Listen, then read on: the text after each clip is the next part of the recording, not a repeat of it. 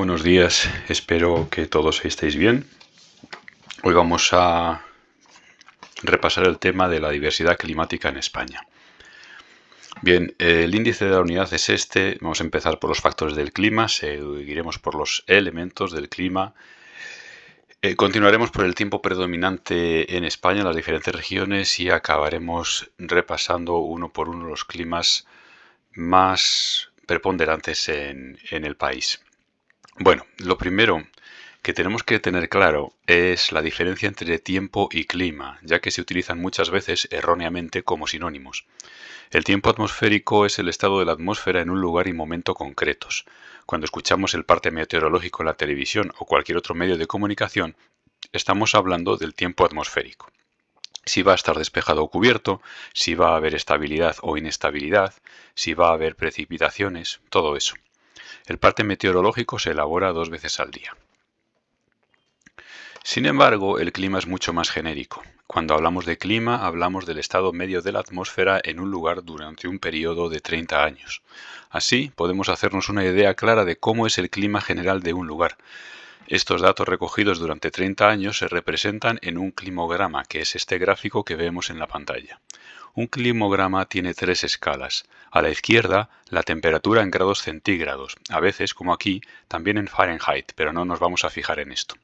Debajo tenemos los meses del año y a la derecha el nivel de precipitaciones en milímetros, también en pulgadas en este gráfico, pero tampoco esto nos interesa. Algunos climogramas como este nos ofrecen también la altitud de la localidad, el tipo de clima según la clasificación de Köppen, que no nos vamos a detener en esto, la temperatura media y la precipitación total media anual. Estos dos últimos datos sí son importantes. Volveremos más tarde a los climogramas. Una vez hecha esta distinción entre tiempo y clima, vamos con el punto 1. Los factores en el clima, que pueden ser geográficos y termodinámicos. Los primeros son latitud, situación geográfica, cercanía y lejanía del mar y relieve, mientras que los segundos, los termodinámicos, son el jet stream, la presión atmosférica, las masas de aire y los frentes fríos y cálidos. Comenzamos por la latitud. En el mundo hay 3 grandes zonas climáticas, cálida, templada y fría. España está ubicada en la zona templada, que es donde las condiciones climáticas son las más adecuadas para la vida humana. En cuanto a la situación geográfica, España está situada en el extremo suroeste de Europa y rodeado de 2 grandes masas de agua, el Mediterráneo y el Océano Atlántico, que ejercen también su influencia. La cercanía al mar suaviza las temperaturas y en general incrementa la precipitación. En el caso de España esto es especialmente cierto en la costa atlántica, ya que los vientos dominantes proceden del oeste. El Mediterráneo, que es un mar bastante cálido, suaviza los inviernos en la costa levantina y en Andalucía. La temperatura media de este mar es de 28,4 grados centígrados y sigue subiendo cada cierto tiempo. El relieve también es determinante. En altitud las temperaturas descienden, generalmente 0,6 grados cada 100 metros, y la presión también, por lo que las precipitaciones son más abundantes en altura. Aunque a partir de 2.500 metros existe la posibilidad de que las nubes queden por debajo de la cumbre y en el pico de la montaña tengamos situaciones de indigencia pluviométrica. Un aspecto muy relevante es el efecto Foehn. Cuando las nubes se acercan por barlovento, al chocar contra el relieve, ascienden y se enfrían y por tanto precipita. La precipitación en esta ladera de barlovento, que también podemos denominar de umbría o ladera norte, por ser la que menos luz solar recibe en el hemisferio norte, es abundante y la cubierta vegetal es frondosa. Ahora, cuando el viento pasa por encima de la cumbre al haber soltado ya toda el agua, baja la ladera de Sotavento o ladera sur o de Solana, seco y enfriándose paulatinamente. De ahí que esta ladera de Solana tenga menos vegetación que la de Umbría. Pasamos ahora a hablar de los factores termodinámicos del clima. En primer lugar, el jet stream o corriente a chorro. Se trata de una fuerte corriente de aire a gran altitud. Se sitúa entre los 5.000 y 15.000 metros por encima del nivel del mar y tiene sentido oeste-este. El jet stream separa el frente polar al norte del frente cálido tropical al sur. Cuando los aires cálidos del sur entran en conflicto con los aires fríos del norte, este último, el frío, penetra por debajo del cálido y este comienza a ascender. Según gana altitud, este aire cálido y húmedo se enfría y condensa. Si sigue ganando altitud, llega un momento que no puede contener más humedad y precipita.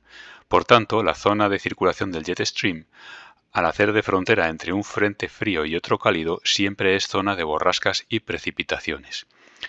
Este jet stream suele circular en la latitud correspondiente a las Islas Británicas, norte de Alemania, sur de Escandinavia, pero describe grandes ondulaciones que llegan en latitud a la península ibérica.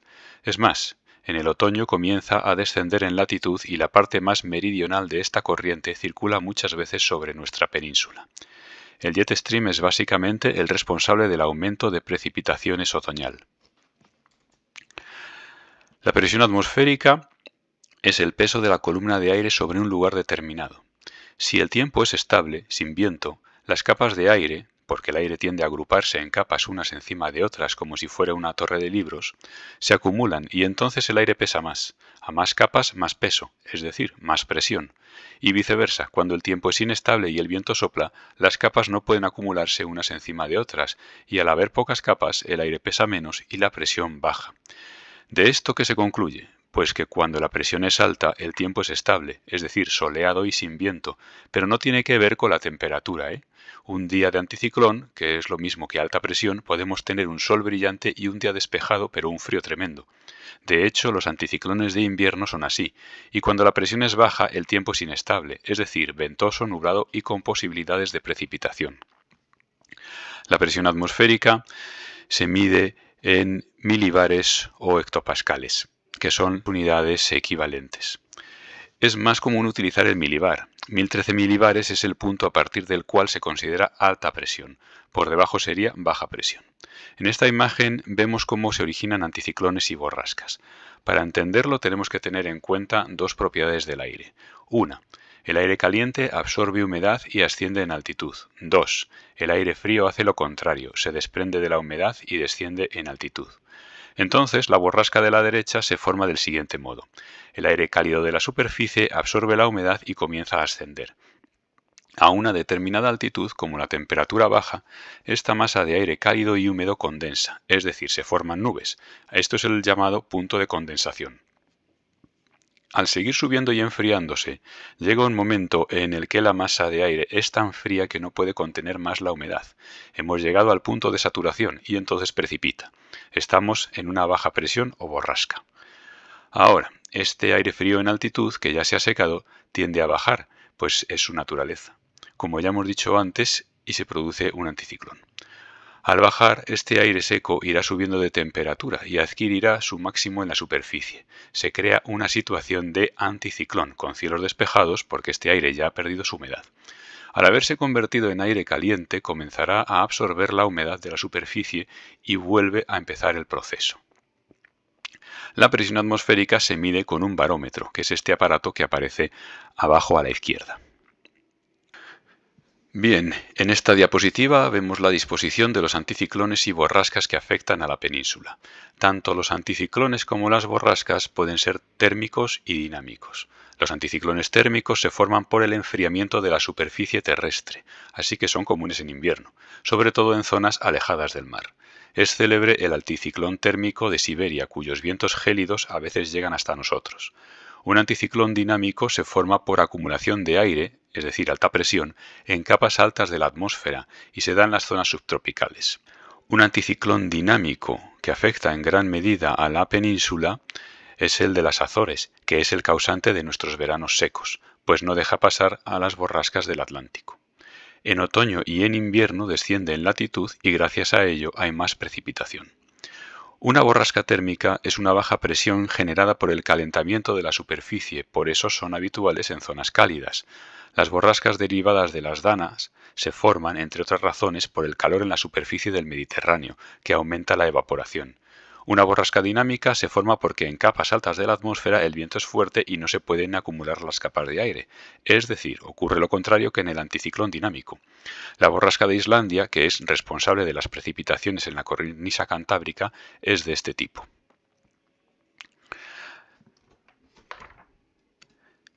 Lo siguiente que vamos a aprender es cómo afectan las masas de aire a la península. Esto tiene mucho que ver con lo que comentábamos antes de la situación geográfica. Al ser precisamente una península y estar ubicada en el extremo suroccidental de Europa, Iberia se ve afectada por muchas masas de aire de distinta procedencia. Tenemos la masa polar marítima fría, que viene del norte y que es húmeda y fría. Cuanto más recorrido tenga por encima del mar, más humedad recoge estas masas de aire, y cuanto más tiempo circule por encima de la Tierra, más secas son. Entonces, esta masa polar marítima fría es húmeda y fría.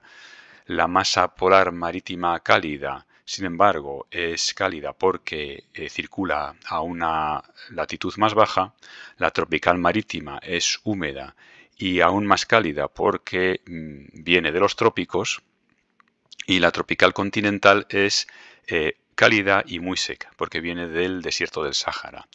Esta masa es de hecho la que ocasiona las calimas habituales en Andalucía y también en las Canarias. Después, la masa polar continental cálida viene del norte, pero al descender en latitud hasta el Mediterráneo va calentándose y adquiriendo cierta humedad. Y después tenemos una masa polar continental fría, que es la responsable de las grandes olas de frío en invierno, porque viene directamente de Siberia y además es un frío muy seco y muy cortante. Muy parecida es la masa ártica continental, que viene de más al norte, es decir, se origina en latitudes más altas y por circular en algún momento de su recorrido por encima de los mares puede adquirir un poco de humedad, pero de todas maneras poca, es bastante seca. Y por último, la corriente o la masa ártica marítima, que viene desde el Polo Norte y circula en gran parte por encima del mar, pero también por encima de la tierra, entonces es una masa, digamos, semihúmeda.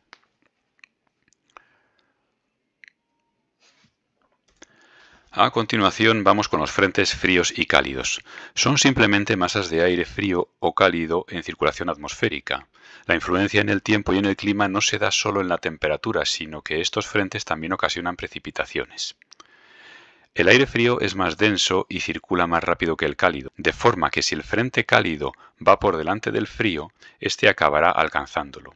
Al ser más denso, penetrará como una cuña por debajo del cálido y éste ascenderá. Aquí recordamos lo que ocurre con el aire cálido, absorbe humedad y asciende. Entonces, gracias al empujón que le da hacia arriba el frente frío, este frente cálido asciende, con la altitud se enfría, condensará y precipitará. En esta zona de colisión de los dos frentes es donde se produce dicha precipitación. Este nuevo frente que se crea cuando el frío alcanza y se coloca por debajo del cálido se llama frente ocluido. En este mapa tenemos un buen ejemplo a la izquierda. Este frente cálido en rojo está siendo alcanzado por un frente frío en azul. Y en la parte superior ya se está formando un frente ocluido en color morado. Ahí es donde está el centro de la borrasca y donde la precipitación va a ser más intensa. A España le afecta especialmente la confluencia del frente polar con el frente tropical, entre los cuales el jet stream hace frontera, como ya hemos explicado antes. De hecho, afecta a toda Europa y es en esta confluencia donde se producen la mayoría de las borrascas del continente. En esta diapositiva vemos cómo la confluencia de los dos frentes conduce a una ciclogénesis, es decir, al origen de una borrasca. El frente frío va alcanzando al frente cálido y según lo alcanza se forma un frente ocluido, y allí donde está el frente ocluido está el centro de la borrasca y donde se forman la mayoría de las precipitaciones. Una vez que ha terminado la borrasca se forma un frente estacionario, que quiere decir un frente tranquilo, aunque teniendo en cuenta que siguen los vientos del norte y tratando de meterse hacia la masa tropical cálida y la masa tropical cálida tratando de meterse hacia esta masa polar del norte, pues volverá a suceder otra borrasca, es decir, el ciclo continúa y continúa sin parar. Aquí vemos cuáles son los símbolos de los distintos tipos de frente en un mapa del tiempo. El frente estacionario, que no hemos explicado, es el que aparece antes y después de la borrasca, es decir, representa tiempo estable, aunque al mismo tiempo los frentes fríos y cálidos ya están en colisión y es previsible que esta estabilidad dure poco. Pasamos ya a los elementos del clima. Son los siguientes: insolación, nubosidad, temperatura, humedad, niebla, calima, presión, viento, precipitación y aridez. La insolación es la cantidad de radiación solar que recibe la superficie terrestre y se mide en horas de sol por año.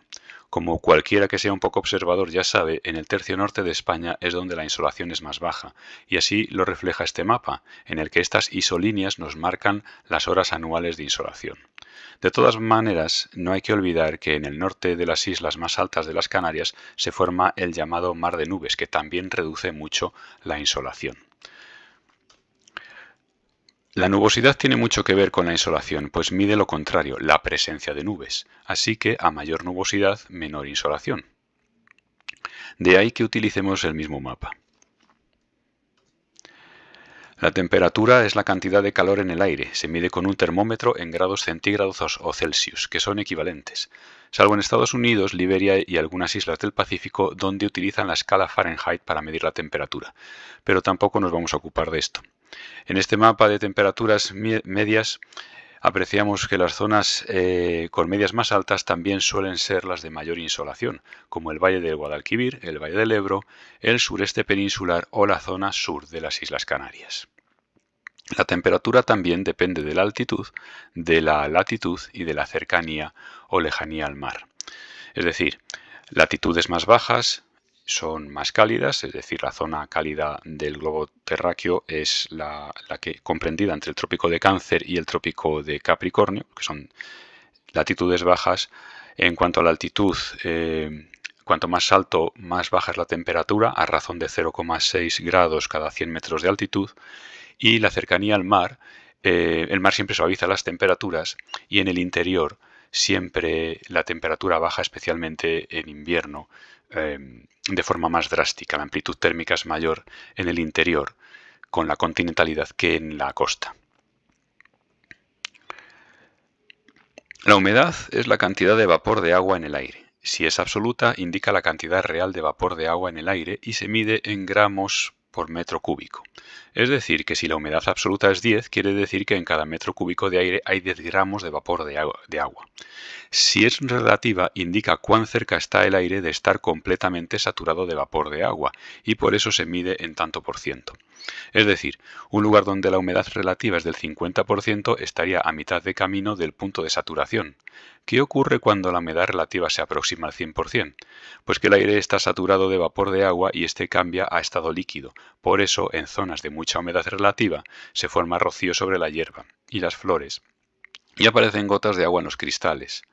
También lo que directamente puede ocurrir es que comience a precipitar sin más. Las zonas de mayor humedad en España se ubican en la cornisa cantábrica y las de menor humedad en las grandes cuencas sedimentarias. La niebla es la condensación de la capa inferior de aire de la troposfera. En otra palabra, nubes a ras de suelo.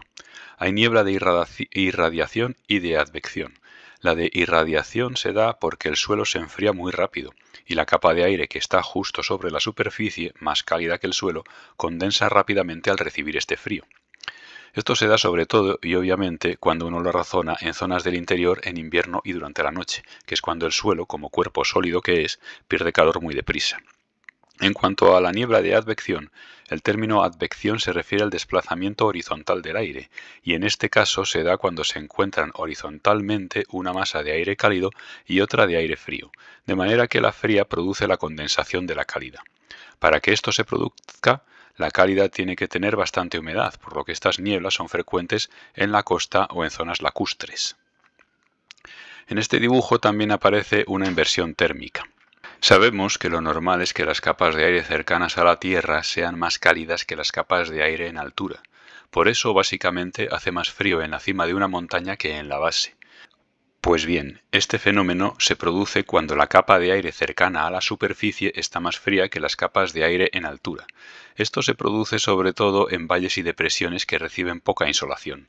El frío que se acumula en estas zonas sombrías se concentra y resulta que las capas superiores, al quedar por encima del valle, reciben más insolación, por lo que están más calientes.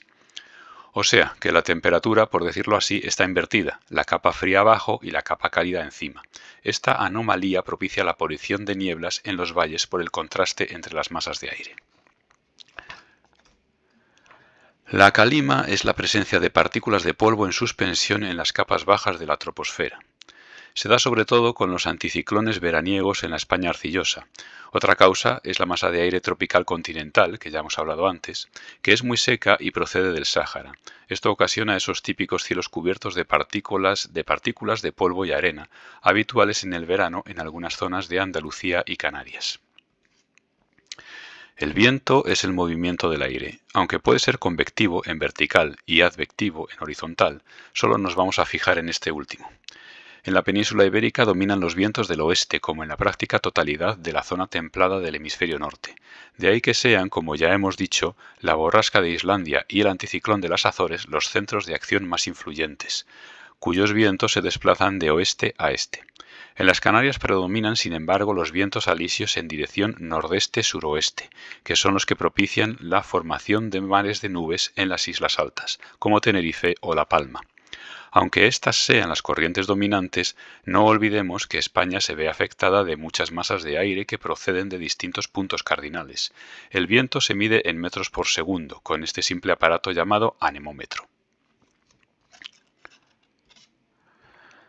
La presión atmosférica cuenta también como elemento, pero como ya está explicado en los factores del clima, pasamos a las precipitaciones. La precipitación es la cantidad de agua en forma de lluvia, nieve o granizo que cae en un lugar. Se mide con el pluviómetro, en litros por metro cuadrado o milímetros. Puede ser orográfica, de relieve. Ya sabemos que la presión más baja se da en altitud y además contamos con el efecto Foehn, convectiva por calentamiento del suelo y ascensión del aire cálido y húmedo que terminará condensando y precipitando, y frontal por frentes atmosféricos como ya se ha explicado anteriormente. La precipitación media anual en España es de 650 milímetros, aunque hay máximas por encima de 1800 milímetros en Galicia y la costa cantábrica y mínimas que se registran en el archipiélago canario y en el sureste peninsular, Murcia, Almería, Desierto de Tabernas, por debajo de 300 milímetros. Influyen además estos factores: la latitud, la estacionalidad, la cercanía al mar y el relieve. La latitud, en cuanto a que las latitudes bajas son también las en donde más precipita, es decir, en el Ecuador es la zona que más precipita del planeta. La estacionalidad, en cuanto a que hay estaciones más proclives a las precipitaciones que otras. En España en general son primavera y otoño las estaciones en las que más precipita. La cercanía al mar, que siempre atrae, pues, por un lado, o vientos cargados de humedad, o por otro lado, la evaporación de agua del mar que puede precipitar cerca de la costa, y el relieve, como ya hemos explicado, por causa del efecto Foehn. Este mapa que tenemos aquí nos muestra zonas de igual precipitación, por eso esas zonas están delimitadas por líneas curvas llamadas isoyetas. Como es de sobra conocido, es la cornisa cantábrica la zona que se lleva la mayor cantidad de precipitación anual, y esta va disminuyendo hacia el sur. Si bien esto no es una norma general, pues la Sierra de Grazalema, entre las provincias de Cádiz y Málaga, también acumula bastante precipitación. La aridez es la situación resultante de la falta de agua por la insuficiencia de las precipitaciones. Las zonas más áridas de España son el Valle del Ebro, debido al efecto Foehn, pues está rodeado por tres cordilleras: Pirineos al norte, Sistema Ibérico al sur y Cordillera Costero Catalana al este. El sureste peninsular, sobre todo en las provincias de Murcia y Almería, que también sufren el efecto Foehn, y las islas bajas del archipiélago canario, como Lanzarote o Fuerteventura, pues las nubes pasan por encima sin llegar casi nunca a precipitar debido a la falta de obstáculos orográficos. En esta diapositiva vemos un mapa de riesgo de desertificación, un peligro muy ligado a la aridez.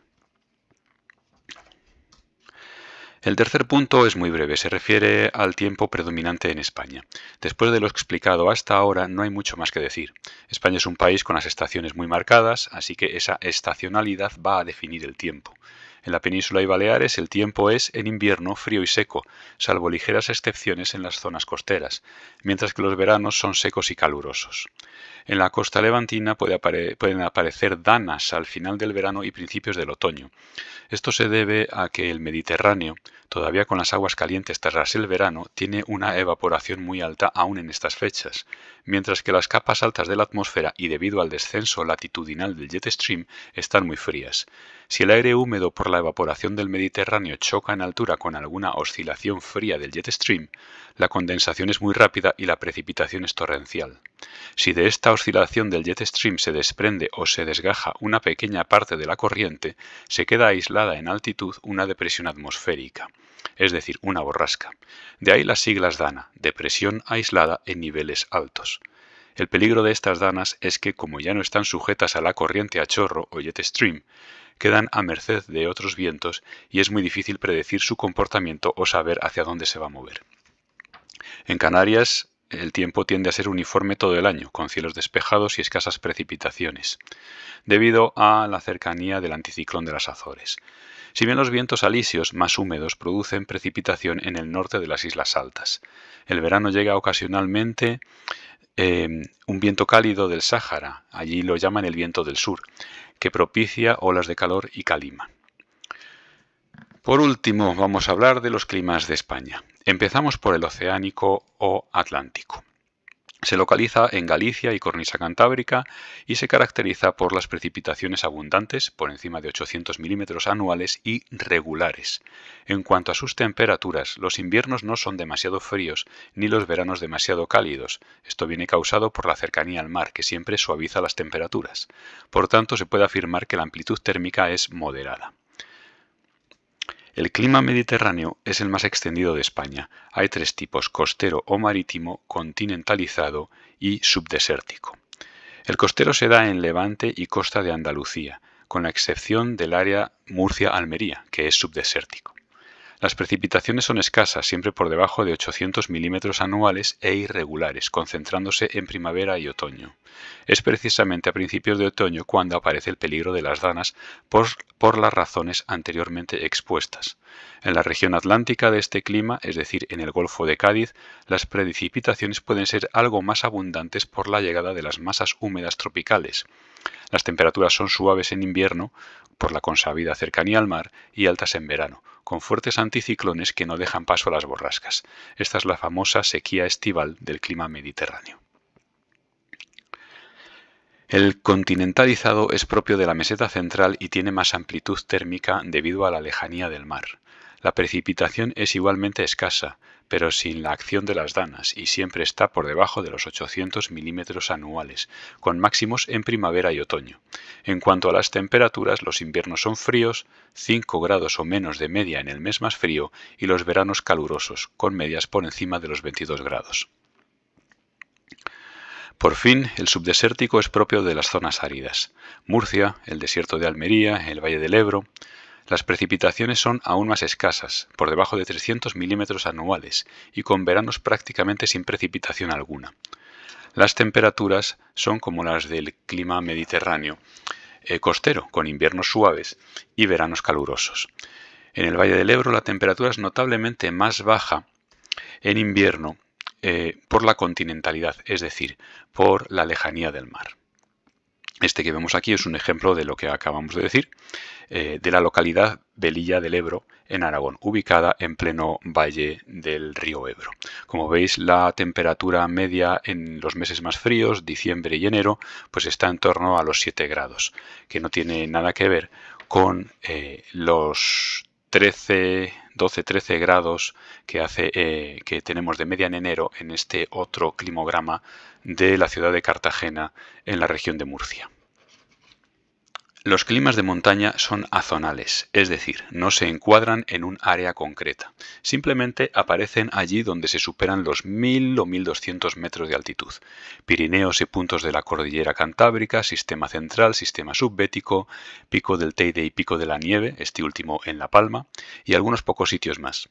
Las precipitaciones son abundantes, por encima de 800 milímetros anuales y regulares. En invierno, normalmente en forma de nieve. Las temperaturas son muy frías durante el invierno, con medias bajo cero a veces, y frescas en verano, sin llegar a los 20 grados de media. Por último, el clima subtropical canario es el que predomina en este archipiélago, si bien la presencia de los vientos alisios y la diferencia de altitud entre las islas jóvenes y las antiguas ocasiona la existencia de numerosos microclimas que no vamos a estudiar por falta de tiempo. Este clima subtropical es seco y cálido, por influencia de la cercanía del Trópico de Cáncer. La amplitud térmica es la menor de España, por debajo de 10 grados, con inviernos muy suaves, y las precipitaciones en muchas localidades están por debajo de los 400 milímetros anuales. Para finalizar, vamos a hablar brevemente del clima como condicionante de las actividades humanas. Como es lógico, la acción antrópica va a ser diferente según el clima. Las construcciones y viviendas serán diferentes, muy abiertas en climas cálidos y cerradas con anchas paredes en climas fríos. Los sectores de la economía también se adaptan al clima. No se cultiva lo mismo en una zona húmeda que en una seca. Ni el tipo de industria ni los servicios que se ofrecen serán los mismos. No se pone un hotel de playa en la cima de una montaña, ni una estación de esquí junto al mar en Gandía. No se construye una gran ciudad en la cima de una montaña nevada ni un embalse en una cuenca sedimentaria donde apenas precipita. Estos ejemplos son ridículos, pero nos sirven para ilustrar lo que queremos decir, y es que el clima es un factor determinante para las actividades humanas. Esto es todo, espero que haya quedado claro y nos vemos en clase.